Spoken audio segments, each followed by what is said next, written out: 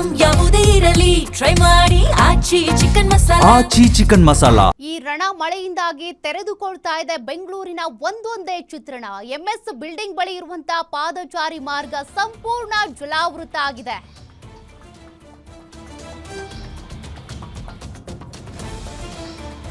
ರಾತ್ರಿ ಸುರಿದ ಮಳೆಗೆ ಪಾದಚಾರಿ ಮಾರ್ಗಕ್ಕೆ ನುಗ್ಗಿರುವಂತಹ ಮಳೆ ನೀರು.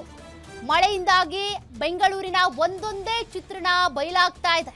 ಪಂಪ್ಗಳ ವ್ಯವಸ್ಥೆ ಮಾಡಲಾಗಿದೆ ನೀರು ತೆರವು ಮಾಡುವುದಕ್ಕೆ ಅಂತ. ಇನ್ನು ಎಂಎಸ್ ಬಿಲ್ಡಿಂಗ್ ಆವರಣದಲ್ಲಿ ಕುಸಿದು ಬಿದ್ದಂತ ರಸ್ತೆ ಗುಂಡಿ ಒಳಗೆ ಬಿದ್ದ ಪೊಲೀಸ್ ಜೀಪ್, ಅಂದ್ರೆ ರಸ್ತೆ ಗುಂಡಿ ಒಳಗಡೆ ಪೊಲೀಸ್ ಜೀಪೇ ಬಿದ್ದೋಗಿದೆ. ವಿಧಾನಸೌಧ ಠಾಣೆ ಮುಂದೆ ಕುಸಿದಿರುವಂತ ರಸ್ತೆ ಜೊತೆಗೆ ಫುಟ್ಪಾತ್ ಕೂಡ ಕುಸಿತ ಆಗಿದೆ.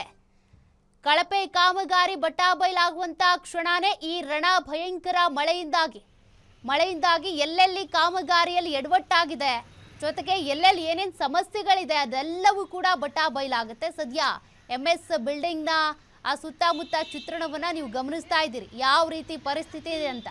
ಇನ್ನು ಫುಟ್ಪಾತ್ ಕೂಡ ನೋಡಿ ಯಾವ ರೀತಿ ಅವ್ಯವಸ್ಥೆ ಆಗೋಗಿದೆ ಅಂತ. ಕಾಮಗಾರಿ ಮಾಡಿದ್ರೆ ಇಂತಿಷ್ಟು ಅಂತ ಆಯಸ್ಸಿರುತ್ತಪ್ಪ, ಬಟ್ ಇಲ್ಲಿ 5 ವರ್ಷ ಆಗಲಿ 10 ವರ್ಷ ಆಗಲಿ ಅದೇನು ಹಾಳಾಗಬಾರ್ದು ಅಂತ. ಬಟ್ ಒಂದು ಸಣ್ಣ ಮಳೆಗೆ, ಅಂದರೆ ದೊಡ್ಡ ಮಳೆಗಾಲಕ್ಕೆ ಕಂಪೇರ್ ಮಾಡಿದರೆ ಈ ಮಳೆ ಸಣ್ಣದೆ.